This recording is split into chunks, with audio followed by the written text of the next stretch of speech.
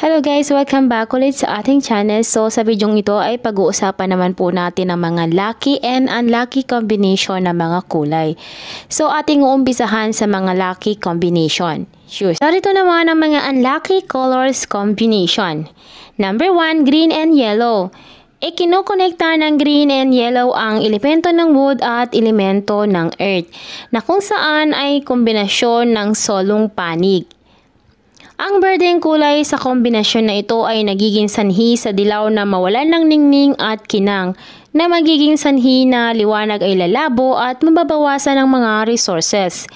Hindi ito isang mahusay na kombinasyon ng kulay kapag ang dalawang magkahiwalay na kulay berde at dilaw ay inilagay sa tabi ng bawat isa. Ngunit kapag ang kulay na ito ay pinagsama at pinaghalo upang lumikha ng isang mas lighter na shades ng green, ang epekto ay neutral at maaari ring maging swerte. Number 2. White and green. Ang white at green ay tiyak na hindi maswerte. Dito ang mga elemento ay nag-aaway-away sa isang mapanirang paraan na humihinto ang lakas ng paglago. Ang kombinasyon na ito ay nagdudulot ng kalamidad at kahit na karahasan. Sinisira ng metal ang enerhiya ng wood at maaari ring bawasan ng immunity sa sakit. Tanging sa mga pambihirang kaso lamang ay maaaring maging kapaki-pakinabang ang ganong kombinasyon.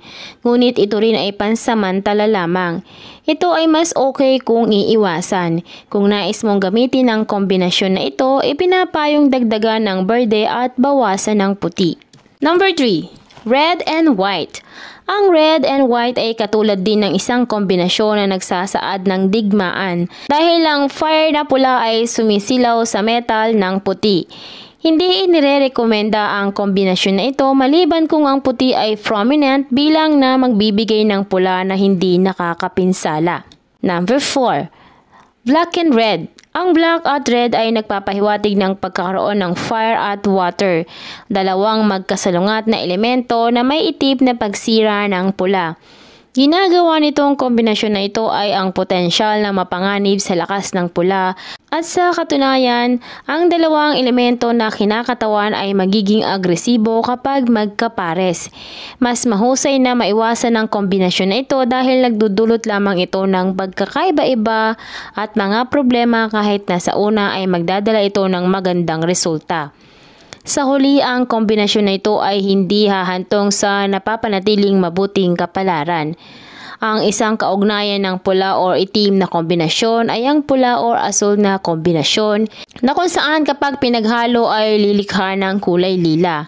Ito ay isang special na kulay na may isang special na kahulugan sa mga inchik. Tulad ng lila ay ang tunay na kulay ng pagiging perpekto. Ito rin ang kulay ng langit at kapag pinagsama sa dilaw ay nagiging isang kombinasyon na nagsasaad ng maayos at napakaswerteng union ng langit at lupa. Number 5. Yellow at black. Ang yellow at black ay kumakatawan sa mga elemento ng earth na may tubig, isang mapanirang pagsasama. Ang mga insekto at mundo ng mga hayop ay puno ng mga nakalalason na halimbawa ng kombinasyon na ito at nagpapahiwatig sila ng panganib sa mga tao. Ang mga dumi ng insekto at bubuyog, tigre at iba pang mga reptilya ay nagdadala ng kombinasyon ng kulay na ito. Ang dilaw at itim na kombinasyon ay maaari ring makita sa maraming mga palatandaan sa kalsada bilang mga babala ng mga peligro. Ngunit bilang isang proteksyon na scheme ng kulay, ito ay isang mahusay na kombinasyon. Dahil lumilikha ito ng isang matatag na kalasag laban sa mga taong gusto kang saktan. Ating simulan sa mga lucky symbols. Number 1. Red lanterns. Sa Chinese metaphysics, mayroong 5 pangunahing kulay na nagpapahiwatig ng 5 elemento, ang 5 mga planeta at ang 5 direksyon ng hilaga, timog, silangan, west at center. Number 1. Berde. Para sa 2020, ang kulay berde ay very auspicious dahil sumisimbolo ito ng kulay na nagpapalakas sa wind horse ng taon. Sa gayon nagdadala ng malakas na swerte ng tagumpay. Para sa halos lahat ng mga zodiac sign, ang kulay berde ay magiging napakamapalad sa 2020. Tandaan na ang kulay berde ay sumisimbolo sa panahon ng tagsibol at tumatayo para sa matatag at malusog na paglago ng chi energy. Napakahalaga nito dahil ang taon ng 2020 ay nagsisimula bago magsimula ang Lapchun, ang unang araw ng tagsibol. Ang berde ay ang kulay ng wood at dahil ang wood ang elemento ng mapagkukunan ngayong 2020, berde din ang kulay ng tagumpay. Ipinapahiwatig din ng green ang pagkilos at pagsusuot ng berde ay gumagawa ng isang pakiramdam na masigla at nakatuon sa aksyon. At ang maswerteng gemstone na nauugnay sa berde ay ang green jade. Ang green jade ay nagdudulot ng mahusay na kapalaran sa mga nagsusuot nito malapit sa kanilang mga katawan, lalo na kapag isinuot ito bilang bangle sa kamay na malapit sa pulso points sa kamay. Tandaan na dahil ang berde ay very auspicious sa 2020, napaka-pakinabang kung magsusod ka ng jade ngayong 2020, isang pulseras na jade. Pangalawang kulay ang red. Para sa 2020, ang kulay pula ay maswerte dahil nagdadala ito ng pagkakaibigan at swerte sa networking. Tandaan na ang pula ang kulay na nauugnay sa planetang Mars. Habang ang kulay pula ay kinikilala sa buong mundo bilang isang napakahalaga at auspicious na kulay, mahalaga na hindi ma-overuse ang paggamit ng kulay na ito. Bagaman ang pagsusuot na pula ay napakaswerte talaga, ang pagpipinta naman sa buong bahay na pula ay ibang usapan na. Kapag ang enerhiya ng fire ay nagiging labis, maaari itong maging destructive. Ang red ay palaging pinapaboran para sa bagong taon, para sa mga kasalan at para sa pagdiriwang ng mga kaganapan sa kaligayahan, tulad ng pagdiriwang ng buwan ng isang bagong panganak na sanggol at kaarawan para sa mga patriarch at matriarchs, at sa nasabing mga kaganapan, ang yanchi ng kulay pula ay makakakuha ng aktibo, nakakaakit ng magandang kapalaran.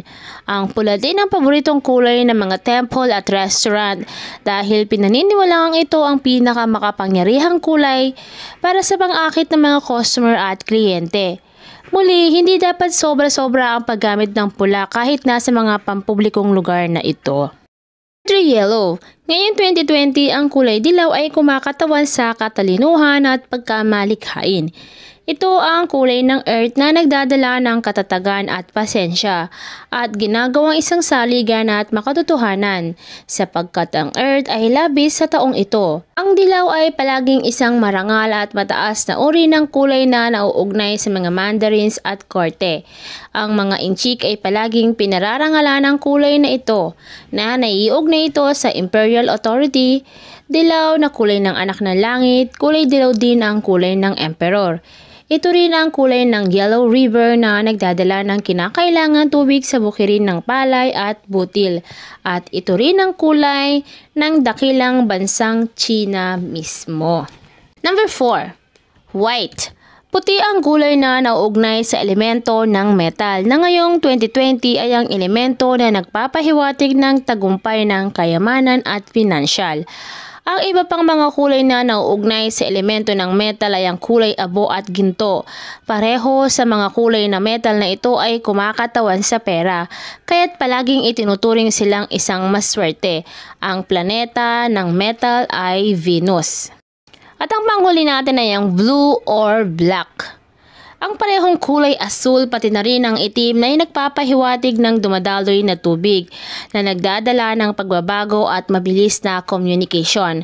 Ang daloy ng balita ay gumagalaw ng mabilis na parang daloy ng tubig na dumadaloy sa mga magagandang ilog ng mundo. Ang pagsusuot ng itim o asul sa 2020 ay nagpapalakas sa pagkilala at pagsulong sa swerte. Ang itim ay hindi masamang kulay na akala ng marami. Hindi rin ito kulay ng pagdadalamhati.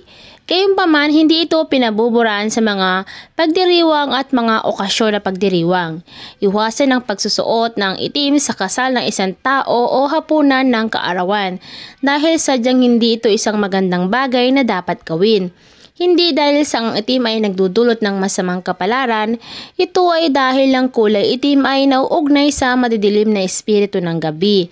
Kapag kasi pumasok ka sa pagdiriwang ng okasyon ng nakaitim, ang takot ay ang mga libot na espiritu daw ay magagawang sumama sa iyo at pumasok upang masira ang okasyon.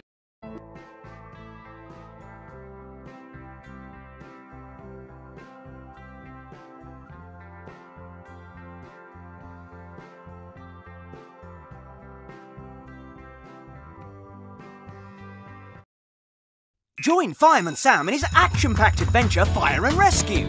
7 ways to play. Includes 5 games, a video player and a sticker book. Help Fireman Sam keep the people of Pontypandy safe. Touch the basket and move it up to the window to rescue people. Featuring 2-player mode, who will have the best time? Well done, you fixed the hose. Steer the bike around the obstacles. Well done, you've won a sticker and unlocked a video. Touch a picture to play a video. That's not a very dignified way for a firefighter to spend his day off. Fireman Sam Fire and Rescue, available on the App Store. Also available on the App Store from your hero next door, Fireman Sam Junior Cadet.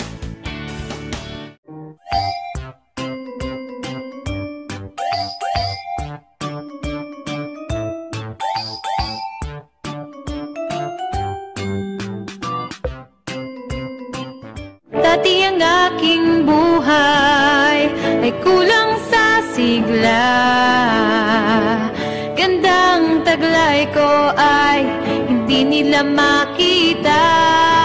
Ngunit nang ikaw ay makilala, ang beauty ko'y nililingon na. So pick and pack, shop till you drop.